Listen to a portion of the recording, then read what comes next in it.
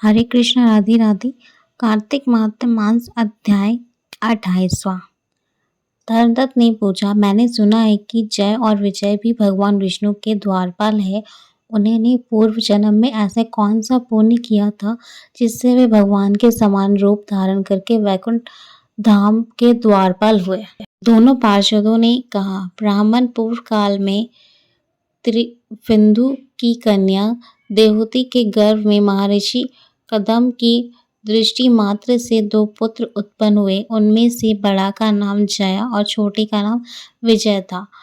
पीछे से देवहूति के गर्भ में योग धर्म के जाने वाले भगवान कपिल उत्पन्न हुए।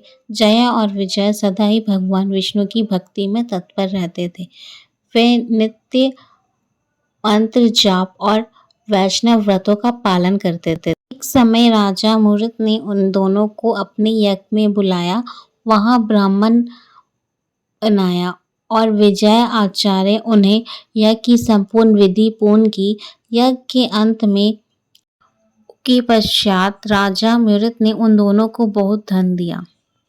दोनों धन लेकर अपने आश्रम पर गए। वहां उस धन का विवाह करते समय दोनों में परस्पर लगा डांट पैदा हुआ गया।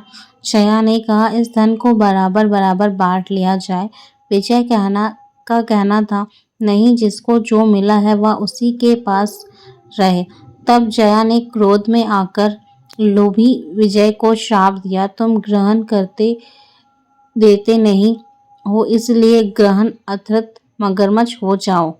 जया के श्राप को सुनकर विजय ने भी श्राप दिया, तुमने मदद से भी भ्रमित होकर श्राप दिया है, इसलिए तुम मतंग अर्थात हाथी की योनि में जाओगे। तब पश्चात उन्होंने भगवान से शाप की निवृत्ति के लिए प्रार्थना की। भगवान ने कहा, तुम मेरे भक्त हो, इसलिए तुम्हारे वचन कभी असत्य नहीं होंगे, इसलिए तुम दोनों अपने दिए हुए इन श्रापों को भोगकर फिर से मेरे धाम को प्राप्त होगे।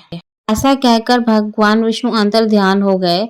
उन दोनों की गंड नदी के तट पर ग्रह और गजा हो गई। उस योनि में भी उन्होंने पूर्व जन्म का स्मरण बना रहा और वे भगवान विष्णु के व्रत में तत्पर रहे। किसी समय वह गजराज कार्तिक मास में स्नान के लिए नदी गया तो उसी समय ग्रहण के श्राप के हेतु वे स्मरण करते हुए उस गज को पकड़ लिया। ग्रह से पकड़ने जाने पर गजराज ने भगवान रामनाथ की स्मरण की। तभी विष्णु शंख चक्र गदा धारण किए वह वहां प्रकट हुए। उन्होंने चक्र चलाकर ग्रह और गजराज का उद्धार किया। उन्होंने अपने ही जैसा रूप देकर वैकुंठ धाम ले गए। तब वह स्थान हरिक्षेत्र के नाम से प्रसिद्ध हुआ। वे दोनों ही जया और विजय है जो भगवान विष्णु के द्वारपाल हुए। धर्मदत्त, तुम भी ऐश्वर्य और द्वेष का त्याग कर सदैव भगवान विष्णु के व्रत में स्थिर रहो। स्मृत बनो। कार्तिक माघ और वैशाख के महीने में सदैव प्रातःकाल स्नान करो। एकादशी व्रत का पालन में स्थित रहो। तुलसी के बागीचे की रक्षा करते रहो। ऐसे करने से तुम भी शरीर का अंत होने पर भगवान विष्णु के परम पद को प्राप्त होगे।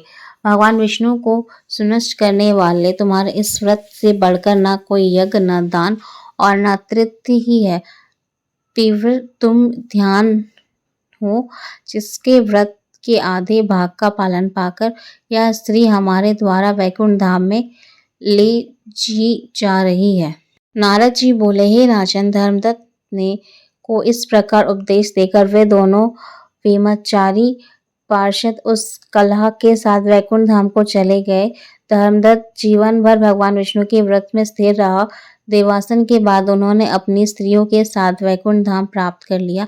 इस प्राचीन इतिहास को जो सुनता है और सुनाता है वह जगत गुरु भगवान विष्णु की कृपा उन पर प्राप्त होने वाली उत्तम प्रकृति को प्राप्त करता है। राधे राधे सभी को। ओम भगवती वासुदेवाय नमः।